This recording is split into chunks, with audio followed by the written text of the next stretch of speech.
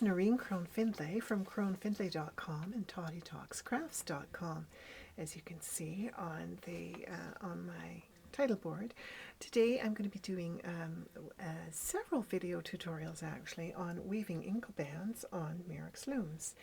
Now I'm going to break them up into several different components, and the first one is on warping, because warping for the Mirrix loom is quite a bit different than warping for ordinary weaving on the Inkle loom.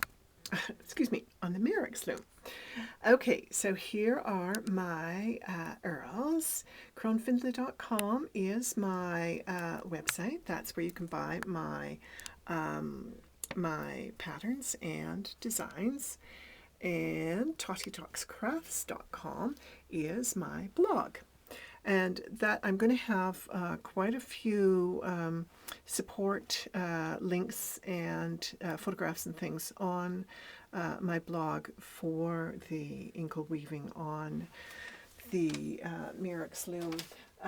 For instance, I'm going to have a link to a video tutorial that I did that shows how to shape inkle weaving so that you can do things like make a yoke for a tunic by pulling warp strands in the inkle weaving. And now just spin around there. I wonder if you can see them. There's two very cute little inkle dolls. I have a pattern for really sweet inkle woven dolls. I'm going to just open this door and try and get a bit more light here now, and turn this light on. You can see that I have this is the Laney loom, the 8-inch loom. I have the loom set up in a different way than we do for normal weaving on the Mirrix loom. And that is because what needs to happen is, with inkle weaving or warp face bands on the Mirrix loom, you're going to, there, can you see a little better? Good, I hope so. That you're going to want to have your warping bar set up at the front of the loom, not behind, because you're going to be cutting, every time you have a color change, you're going to be cutting your warp strands and tying on the new color. I'm going to have a copy of this warping pattern set on the Totty Talks Crafts, so don't worry, you don't have to copy it down, you'll be able to print it out. Now can you see here I'm saying up and down. Shed 1 goes, shed 1 we're going up, shed 2 we're going down. And so our first, I've got a gap between the clusters of threads just to help speed up the process of doing the weaving. Imagine that this line between the two rows of thread colors there is your warping bar. So our first group is going to be a total of 8 green strands. We're going to have 4 green strands going up, 4 green strands going down. But across the top of the loom, you'll be able to see that there will be 8 strands in total. And I'll show you, I'm just going to lift that up a little. You'll be able to see afterwards how the 4 strands of shed 1 will be in front of my fingers, and 4 strands of green will be behind my fingers. And so we're going to get started by, I wound my warp onto perns. I just found that warping, I have my Laney loom up on bricks, and because it's a narrow loom, I was catching the ball of yarn on the space between the bricks, and so that wasn't really very good. When you're working with thinner strands, for instance, when I was weaving this band, I'll put a photograph on my blog so you can see it better. I did 2 bands at once on the Big Sister loom, and I put 2 strands because it was so thin. If you used a single slot in the spring, because when you're working with thin thread, it's going to be way out wide here, and you'll never be able to pull it in to make the actual size of the band. So for thin yarns, you're going to put 2 strands per slot. For thicker yarn, like the cotton that I'm using right now, just use 1 strand per slot. We're going to use the same warping path for no matter what our colors are. We're going to follow the same warping path, which is up and down around the lower edge of the loom. I'm just looking to see if you can see that. I'm going to back the camera up.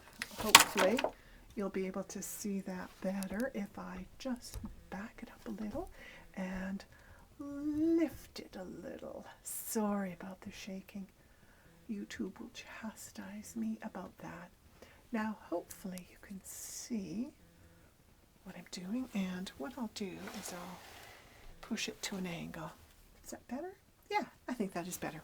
Okay, so I promptly dropped my pern in the way. I'm going to stand to warp this, so I'll move my stool out of the way. Okay, so I've gone over the warping bar. I'm going to go under the loom, under the lower bar of the loom, bring it up and over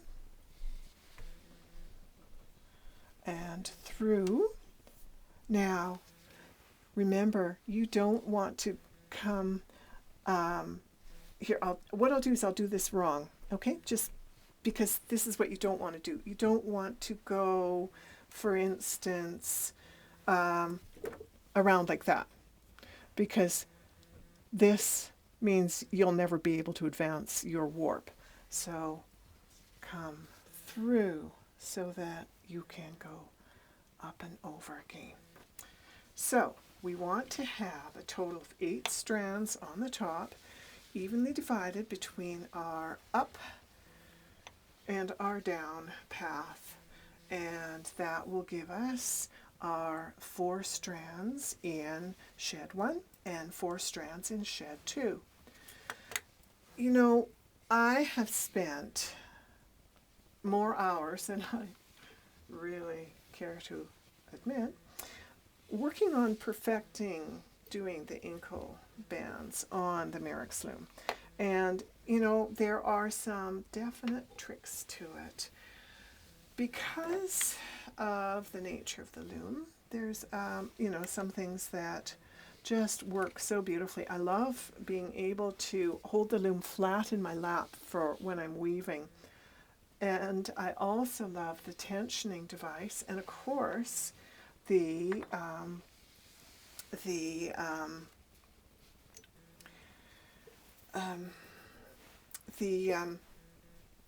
shutting device. That's just great.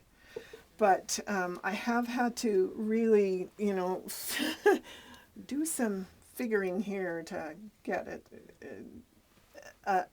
So I had to break the code on figuring out how to do the warp face bands on the Inkle loom. I mean, excuse me, I keep calling it the Inkle on the Mirrix loom, pardon me.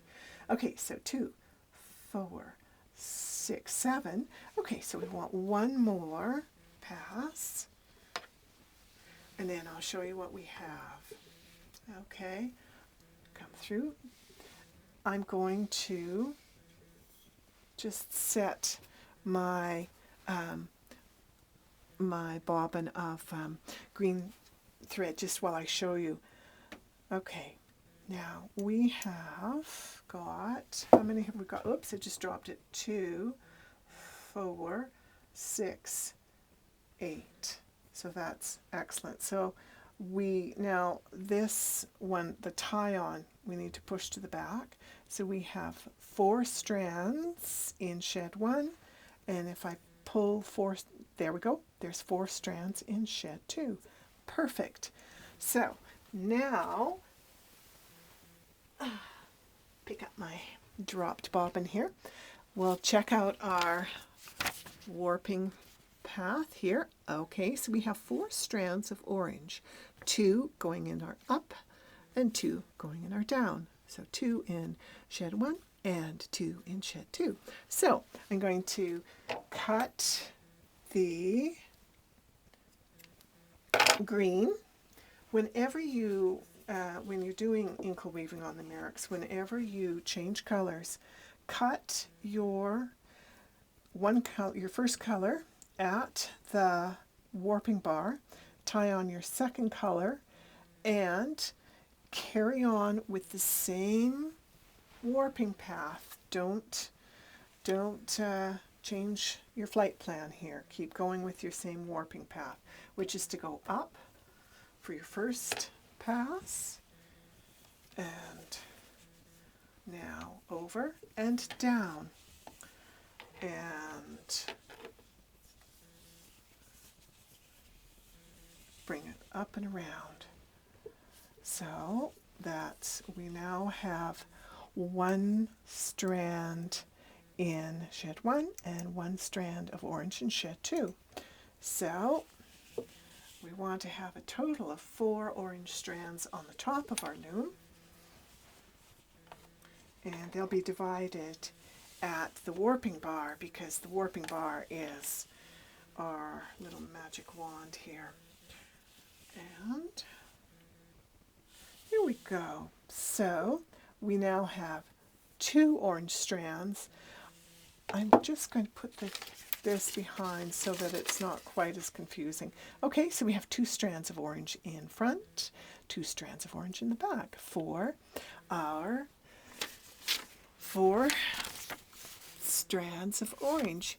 And now here's where it gets a little bit wiggy jiggy here, is we're going to have 3 strands of orange go in shed 1 and 3 strands of green in shed 2. And you know, when I was warping before, when I warped up, I did several other bands in this same pattern. I did, oops, I shouldn't have cut that yet, because, whoops, I'm going to have to retie that orange, because our up is our first strand. Oops.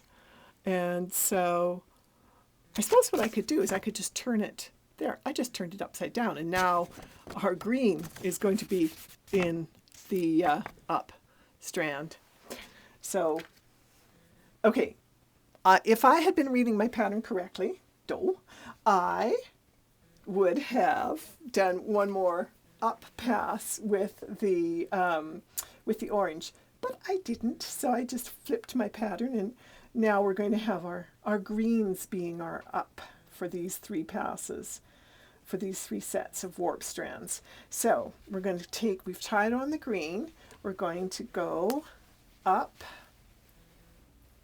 and over with the green, and we're going to bring it under the loom and up to the warping bar. We're going to cut the green and tie on the orange, and the orange will now go, remember our flight path is to go up and over, back to the warping bar, and then you're going to go down and around. So now we take our orange, because we have just switched colors, and we bring it up and back to the warping bar, and at the warping bar, this is where we change our colors. So I cut the orange and I tie on the green. And remember, I went down the last time, so this time I need to go up. And bring my ball of yarn up to the warping bar and snip and tie on my orange. And remember, I went up with the green, so I want to go down with the orange. So the orange goes over the warping bar, comes back to the front, and goes under the loom, comes up and over, and when it meets up at when it comes to the warping bar, that's where I snip, because that's where I do my color changes, at my warping bar. So I'm going to snip, tie on my last pass of green in this set.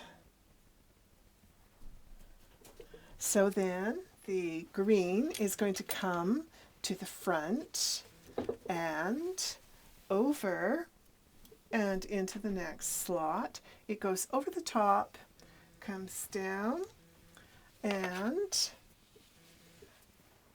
we're going to need to snip it and add orange. We now have 3 strands of green sitting back here, but I haven't finished my 3rd strand of orange. So I'm going to tie on my orange and complete the warping pass for this pair of warp strands by going down, and it goes to the front of the warp bar, under the loom, and to the top. Okay, I'm just going to hold my my orange here at the warping bar, and I'm going to check, do I have 3 sets of orange in shed 1? Yep. Do I have 3 strands of green in shed 1? Yep. So that means I can move on to this last set of 4 orange strands. And of course, I did my down pass last time, so now I'm going up and over. And then my next pass will be down. So that completes 1 pair of warp strands. And I go, there we go, and now I'm going to go up again. And there we go.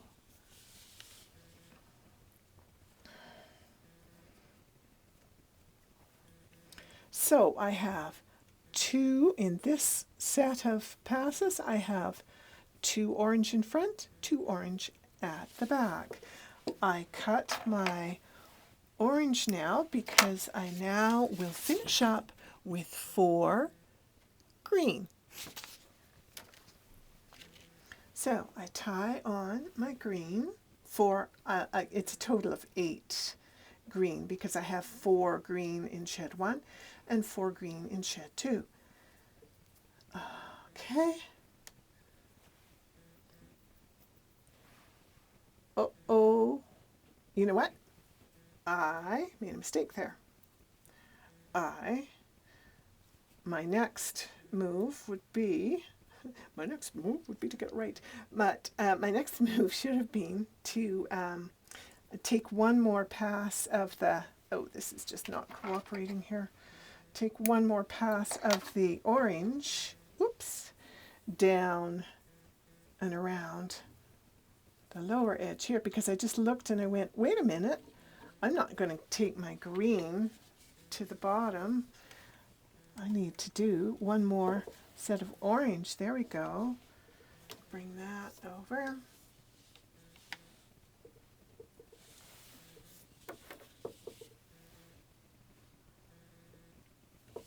that right? I hope so. And now we'll do our 4 strands of, our 4 passes of the green. So we tie on our green, and it goes up. Yes, here we go. Yes, because I needed to have, I shorted myself one there because I needed to have green, orange, green, orange, green, orange, and then 4 oranges. And so now that I added the extra one, I've got it right. Yay. Okay, so we're going up and over, and now down and around and over and again up, and we come back to the warping bar, and now we go down. Oops, have a bit of a snag there. And under the loom, and here we come back to the warping bar, and this one wants us to go up.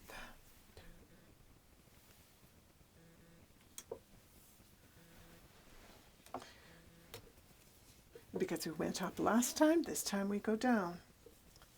So we're going to do this, giving us a total of 8 strands of green at the edge, going up and down. So we'll have 4 strands of green in shed 1 and 4 strands of green in shed 2.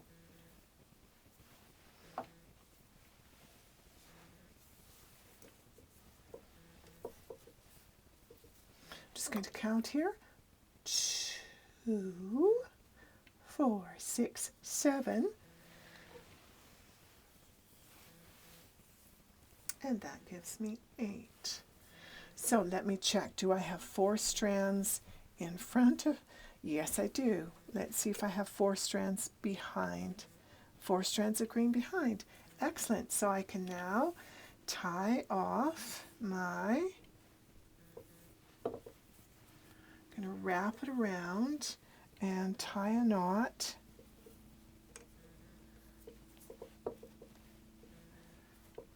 One thing, when you're warping, you want to go for an even tension across your warp strands. Don't worry about getting it really tight at this point, because that's not necessary. That's what these wonderful wing nuts are for. They're going to give you the beautiful tension. Okay, so we've got that tied off. So we're going to push into our spring just to make sure that's in there. And we're going to slide our little rod in to hold the warp strands in place. And to prepare for weaving, what you're going to do is you're going to release your bar holders, and you can slip them right to the top. I should have loosened that a bit before I snapped it up like that. And now what you're going to do is you're going to loosen off, lefty loosey, righty tighty. Okay, you're going to loosen your tension. You're going to push you can hold just to make sure that you don't have your spring coming down, way down, down, down. And you're going to push your warping bar down so that it is right in line with the lower edge of your loom. Can you see that? Just going to bring it in here. There. There you go. It's in line with the lower edge of the loom. And then you're going to tighten up your warp by tightening your wing nuts, and then we'll move on to video number 2, which is going to be how to get the petals in place for Inkle weaving. So there you go. You've got a band that we're going to push the warp strands together because we want, there we go, we want them snagged up together, and we're not going to worry about the fact that the oops, you don't turn your blocks around, you're going to put your tensioning device in. But anyhow, I'll just not worry about that right now because I'm going to move over to the big sister loom and start filming over there. So you've got, let's look at what our shed 1 looks like. Here we have shed 1 with 4 green, and 7 orange. And in the back we have 4 green, 2 orange, 3 green, 2 orange, and 4 green. So we know we've got the pattern right. So there you go. That's warping for the Inkle. And now I'm going to move over and film the heddling part.